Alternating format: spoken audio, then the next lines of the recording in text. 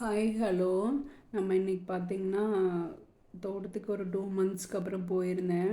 கொஞ்சம் தோட்ட வேலைகள் இருந்தது, அதை தான் பண்ணிகிட்ருக்கேன். தம்பிக்கு இன்றைக்கி ஸ்கூல் லீவு, மேக்ஸிமம் சாட்டர்டே இருக்கும். பட் இன்றைக்கி லீவு, அதனால் தம்பி கூட்டிகிட்டு போயிருந்தேன். அப்புறம் அவன் தான் வீடியோ எடுத்துகிட்ருக்கான். நான் கொஞ்சம் அவ்வளோ புல்லாக இருந்தது தென்னை மரத்தை சுற்றியும்.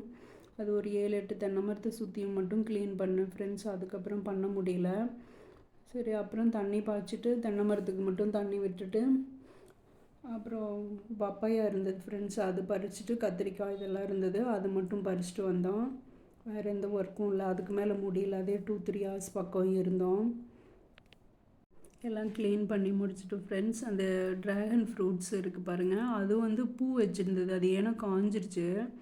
ஸோ அதெல்லாம் நாங்கள் க்ளீன் பண்ணிவிட்டு தென் அவ்வளோதான் கிளம்பி வந்துட்டோம். ஃப்ரூட்ஸ் எல்லாம் பறிச்சுட்டு தென் தோட்டத்தில் பார்த்திங்கன்னா ஒரு 5 ஏக்கர்ஸ் இருக்குது. அதில் பார்த்திங்கன்னா குச்சிக்கிழங்கு தான் போட்டிருக்கோம். கிழங்கு குச்சின்னு சொல்லுவோம், மரவள்ளி கிழங்கு, அதுதான் போட்டிருக்கோம். அது பார்த்திங்கன்னா இப்போ தை மாதம் போட்டோமா, ஒரு 7-8 மந்த்ஸ் பக்கம் ஆகுது. அது அதனோட அப்டேட்ஸ் எல்லாம் வரப்போகிற வீடியோஸில் கொடுக்குறேன் ஃப்ரெண்ட்ஸ். நல்லா வளர்ந்துருச்சு. ஓகே, கிணத்துல மட்டும் தண்ணி இருந்தது, இப்போ இல்லை, போரில் மட்டும்தான் கனெக்ட் பண்ணியிருக்கோம், சொட்டு நீர் போட்டிருக்கோம் ஃப்ரெண்ட்ஸ்.